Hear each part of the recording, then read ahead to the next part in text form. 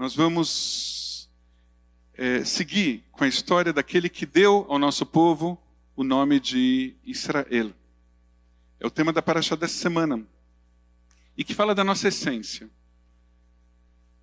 Nós somos todos descendentes, desde quem está em Taiwan, até nos Estados Unidos e no Brasil, em todos os cantos, de um homem que um belo dia tomou a decisão de mudar o seu destino e mudar o destino de todo um povo. Um homem que antes disso estava com o coração pesado de culpa. Muitos anos depois, esse homem, Jacó, temia as consequências para si e agora para a sua extensa família, daquilo que ele havia feito no passado. Diante disso, ele rezou para Deus, dizendo mais ou menos assim: Deus, katonti significa, eu me sinto tão pequeno diante de todo o seu amor e de você sempre ter agido de forma tão correta comigo. Deus, eu deveria ter sido seu servo, mas quem está me servindo é você. Deus, num passado que eu julgava perdido no tempo, depois que eu enganei meu pai, traí meu irmão, atravessei o Rio Jordão, só eu e meu cajado, eu estava sozinho no mundo, com uma dor na alma, que eu fiz de tudo para fazer de conta que essa dor não existia. Eu constituí uma enorme família, 4 mulheres, uma delas ainda está grávida. Deus, se for menino, ele se chamará Benjamim. Tenho outros 11 filhos e também Diná, uma filha pequena. Veja, Deus, não se trata mais de mim, agora somos nós, perseguidos pelo meu irmão que finalmente me alcançou. Deus, me salve das mãos do meu irmão Esaú. Eu estou morrendo de medo dele. Eu tenho medo que ele avance contra mim, e não só contra mim, que ele ataque a minha família, mães e filhos. Bom, não está exatamente assim escrito na Torá, mas esse é o espírito do Gênesis, dessa passagem, dessa paraxá. Apesar de saber que era culpado, que seu irmão o perseguia com toda razão, Jacó cobra de Deus: Deus, você não prometeu que ficaria tudo bem comigo? Que os meus descendentes seriam numerosos, tão numerosos quanto grãos de areia? E agora, Deus, como é que fica se eu morrer? Ele estava com muito medo. Mas ele também estava corroído pela culpa, imaginando que seu irmão o mataria e que o seu fim estava se aproximando. Então Jacó decidiu acabar com aquela agonia. Ele pela primeira vez deixaria de fugir e agora ficaria presente e enfrentaria o seu destino. Mas somente ele. A família não precisava pagar pelos seus erros. Então diz a Torá: Vaivater Yaakov. Jacó se deixou ficar sozinho. Chegou a noite, e a gente conhece a história, um homem lutou contra ele. Não se sabe de onde veio, nem quando se aproximou. O sábio Urashi, do século XII, afirma que era um homem do exército do seu irmão, um exército formado por Esaú, que veio para matá-lo. Mas a Torá não dá muita dica, a Torá é taquigráfica.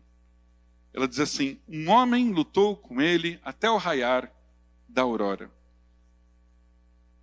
É só isso. Diante da morte certa, Jacó decidiu que ele não iria se entregar. Ele lutou a noite inteira contra um completo desconhecido. Mas tem quem diga que não havia mais ninguém naquela noite perto de Jacó. Jacó lutava contra si mesmo, no escuro da sua alma. Ele poderia estar enlouquecendo, talvez, girando pela terra, tentando atingir adversários fantasiosos, adversários da sua cabeça. É como se ele estivesse lutando e dando golpes com suas pernas, como se fosse um Dom Quixote, lutando contra moinhos de vento imaginários. Conta a Torá que o adversário não foi capaz de vencê-lo, mas atingiu a articulação do seu quadril, fazendo com que Jacó ficasse manco. E manco, ele não tinha mais como fugir, só poderia enfrentar os seus desafios e o seu destino. Nós podemos até imaginar que com esses golpes de perna exagerados no ar, saltando e pulando como um doido, atingindo adversários imaginários, Jacó talvez tenha prejudicado o seu nervo ciático. Nós temos aqui um quiropraxista, pelo menos, presente. Talvez não seja o único. Se tivermos fisioterapeutas, talvez possam dizer que as dores do nervo ciático também têm uma origem biopsicossocial. Ou seja, Jacó estava mega estressado. De manhã, Jacó perguntou ao homem: qual é o seu nome? E o homem respondeu: por que você quer saber o meu nome? Entre nós aqui, será que o nome do adversário de Jacó não era exatamente Jacó? Em pleno amanhecer, mas ainda sem discernir ninguém perto dele, Jacó escuta: seu nome não será mais Jacó. A partir de agora o seu nome é Israel. E por que Israel? A tradução que a gente encontra na maioria dos livros da Torá diz assim: porque você lutou com Deus, Sarita im Elohim, veim anashim, vetuchal. Você lutou com Deus e com as pessoas e você triunfou. Mas se nós pudéssemos tentar traduzir de uma outra maneira, esse texto também pode ser entendido assim: porque você foi um líder. Sarita vem da palavra sar, ministro, líder. Sará, uma líder. Você foi um líder ao lado de Deus. Você foi um líder ao lado das pessoas. E você mostrou, Yaakov, que você era capaz. Porque um líder enfrenta os seus fantasmas. Um líder enfrenta as suas sombras. Um líder enfrenta os seus adversários internos. Mas ele não é capaz de fazer isso sozinho. O líder pode até contar com Deus, mas também precisa contar com outras pessoas ao seu redor para vencer. Ele precisa contar com a sua família, ele precisa contar com seus amigos e amigas, ele precisa inclusive contar com os terapeutas ao seu redor, médicos, psicólogas, fisioterapeutas e por aí vai. É assim que o líder é capaz de vencer. Não sem feridas. Não é possível ser líder e não formar várias feridas.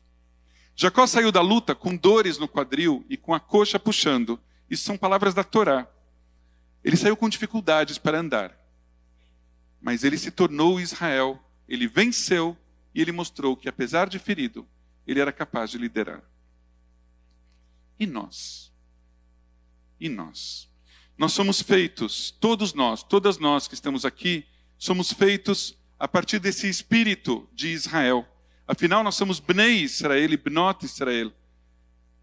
Ao longo da vida, nós temos os nossos adversários e nossos monstros imaginários.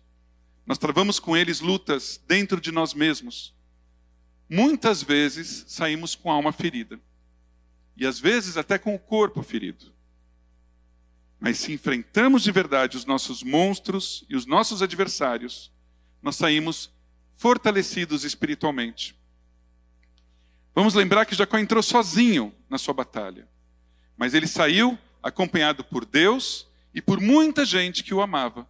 E foi só assim que ele prevaleceu. Jacó já havia vivido isso antes. Ele havia cruzado sozinho o Jordão e cruzou de novo, só que dessa vez acompanhado de uma enorme família. Como judeus e como judias, nós sabemos que não devemos nem enfrentar, nem viver sozinhos as nossas batalhas. Nós devemos ter convicção de que estamos sim acompanhados por Deus, mas também precisamos da nossa comunidade, precisamos da nossa família, precisamos dos nossos amigos e sim, precisamos também dos profissionais da área de saúde para superarmos os nossos monstros internos e vencermos. Só assim somos Israel, só assim Israel vencerá, e mesmo assim, se pudermos estender ao Estado de Israel, somente juntos, os cidadãos e cidadãs de Israel serão capazes de vencer e de restaurar a paz a Medinat Israel. Shabbat Shalom.